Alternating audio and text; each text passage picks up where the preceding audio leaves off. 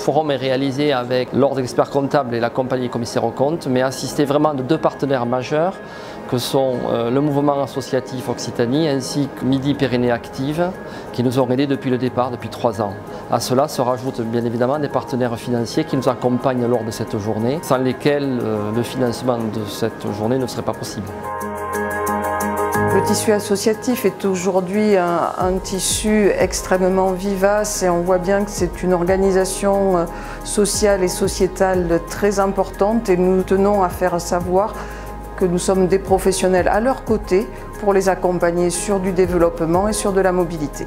L'expert comptable a un véritable rôle à jouer au sein du monde associatif. Alors on l'attend souvent sur des enjeux traditionnels comme l'expertise comptable, le financement, mais il est aussi là pour l'accompagner sur les nouveaux enjeux. Donc il va falloir bâtir une véritable stratégie sur le numérique, se protéger aussi avec notamment la nouvelle réglementation sur le RGPD, et puis également faire face à tout ce qui est attaque en termes de cybercriminalité notamment.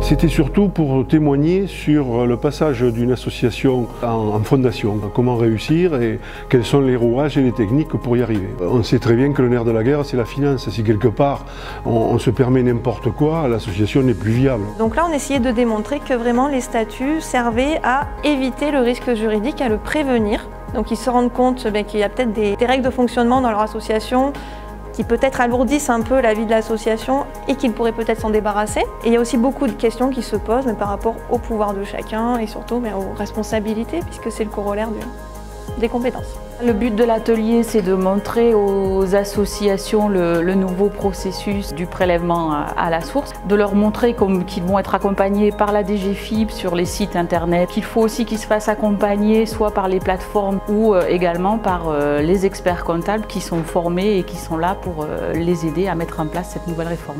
Cette intervention concernait la possibilité pour les associations d'interroger l'administration pour savoir si elles remplissent les conditions pour recevoir des dons dans le cadre du mécénat. Nous avons mis en place notamment des ateliers concernant les demandes de subventions, concernant la fiscalité par exemple, tout ce qui concerne aussi les fusions, les restructurations d'associations, ce qui est vraiment d'actualité.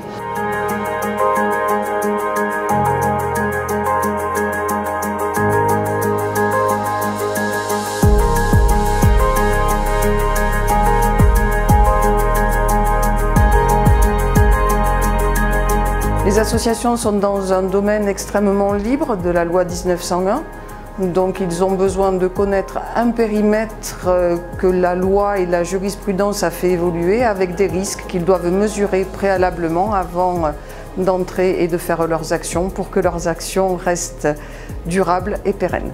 L'expert comptable est aussi là pour relever les nouveaux enjeux en termes de financement. On a des financements nouveaux, on a de nouvelles relations aussi avec les collectivités territoriales. Et là, l'expert comptable est à même d'aider les associations à bâtir les relations et à demander les financements auprès de ces collectivités.